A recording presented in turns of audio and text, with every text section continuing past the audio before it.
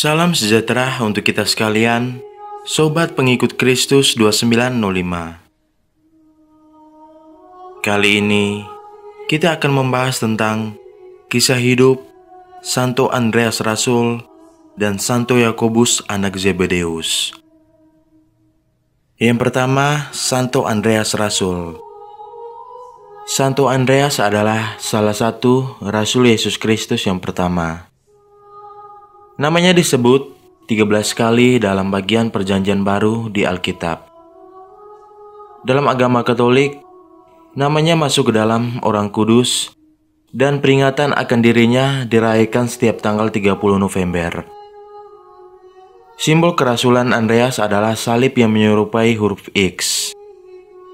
Santo Andreas dan saudaranya Petrus dilahirkan di Betsaida dekat Genesaret atau Danau Galilea di tanah Israel.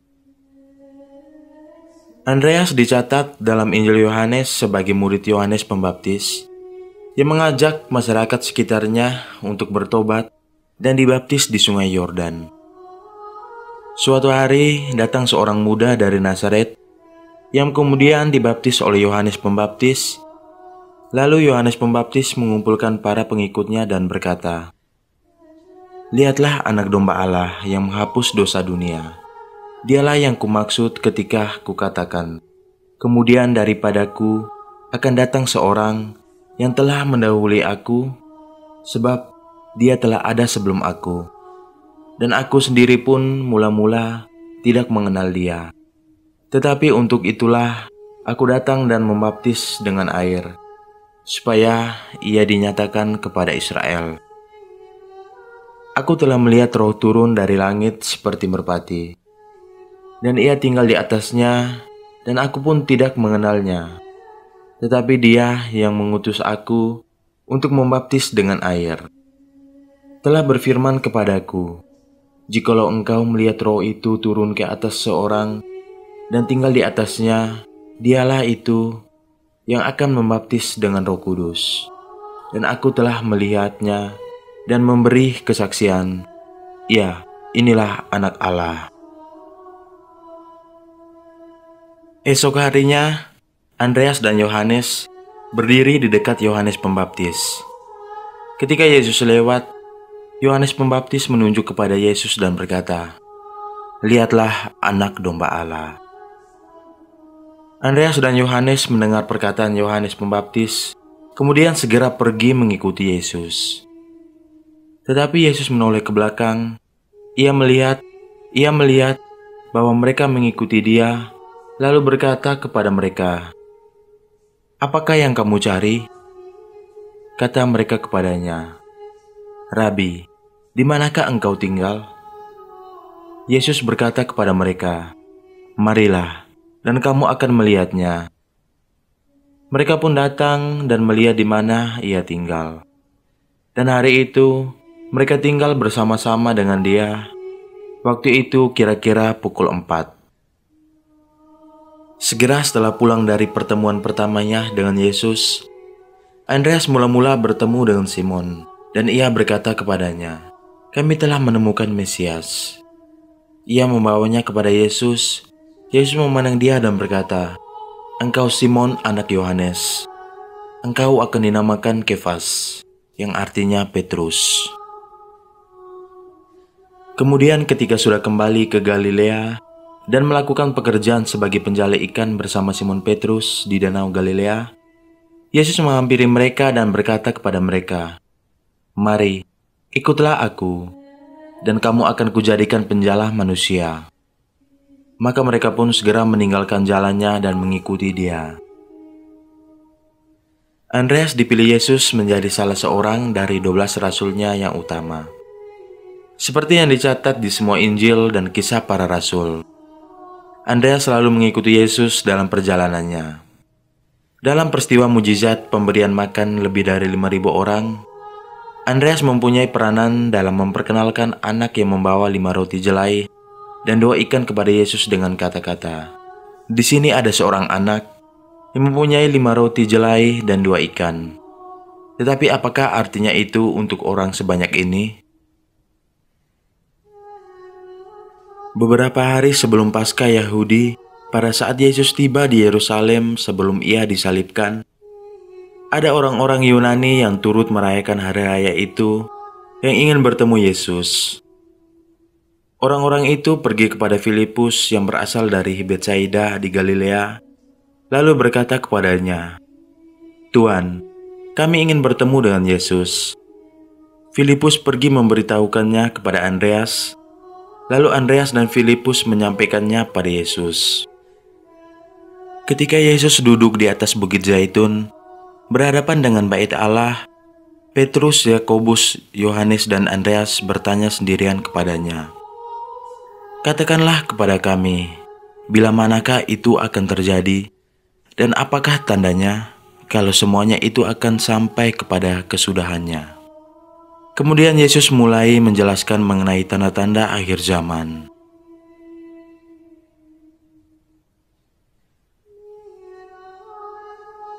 Pelayanan Santo Andreas Rasul setelah kenaikan Yesus.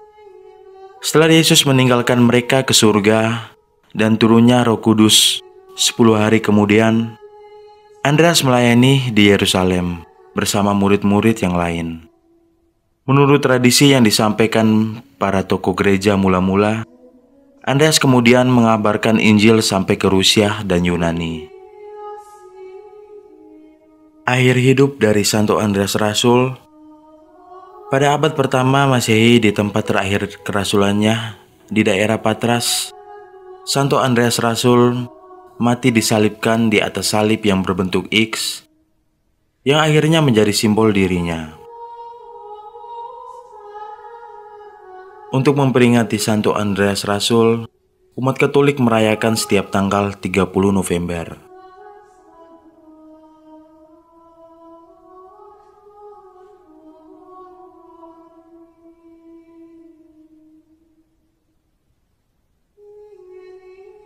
Yang kedua, Santo Yakobus anak Zebedeus.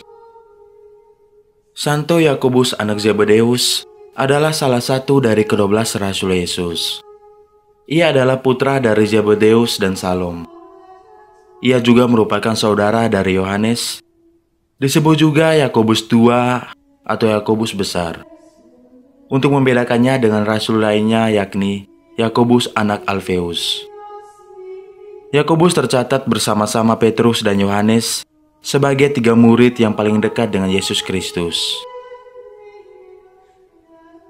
Santo Yakobus dan Hispania. Walaupun tidak tertulis dalam Kisah Para Rasul dan tidak tertulis dalam tulisan gereja kuno, banyak yang mempercayai Yakobus berangkat menuju Hispania dan menyebarkan ajaran Yesus di sana. Ia mengadakan perjalanan menuju Galicia, Spanyol, Guimares, Portugal, dan Rates. Di Rates, ia mentahbiskan Santo Petrus dari Rates sebagai uskup pertama di semenanjung Iberia. Berdasarkan tradisi masyarakat kuno di sana, pada 2 Januari, Santa Maria menampakkan diri kepada Yakobus di tepi sungai Ebro di Kaisar Augusta ketika ia sedang menyebarkan ajaran di Spanyol. Bunda Maria secara tiba-tiba muncul di pilar, dan tempat tersebut kini sudah menjadi Basilika Bunda Pilar kami. Kemudian Yakobus kembali ke Yudea, dan di sana ia dieksekusi mati pada tahun 44. Dalam Kisah Rakyat tertulis, setelah mati dieksekusi, jenazahnya dibawa oleh malaikat dan dibawa dengan perahu tak berawak ke Iria Flavia, Spanyol. Yang berikutnya, Santo Yakobus dan Kerajaan Kongo. Santo Yakobus memiliki tempat istimewa pada Kerajaan Kongo di Afrika Tengah. Karena memiliki hubungan dalam penyebaran ajaran Katolik di negeri itu pada akhir abad ke-15. Pelaut dan diplomat Portugis membawa ajaran ke Kongo pada tahun 1483 ketika Raja Alfonso I dari Kongo menghadapi musuh yakni saudaranya sendiri. Dalam pertarungan, Raja Alfonso I mengaku ia mendapatkan penglihatan dari Santo Yakobus. Hal ini memaksa pasukan saudaranya mundur dan kemenangan di tangan Raja Alfonso. Oleh karena itu, Raja Alfonso menempatkan tanggal 15 Juli sebagai hari untuk menghormati Santo Yakobus. Hari tersebut tetap dirayakan hingga saat ini oleh masyarakat Kongo. Santo Yakobus anak Zebedeus wafat dengan cara dipenggal di daerah Yudea. Untuk memperingati Santo Yakobus anak Zebedeus, umat Katolik merayakan setiap tanggal 25 Juli untuk Ritus Barat dan tanggal 30 April untuk Ritus Timur.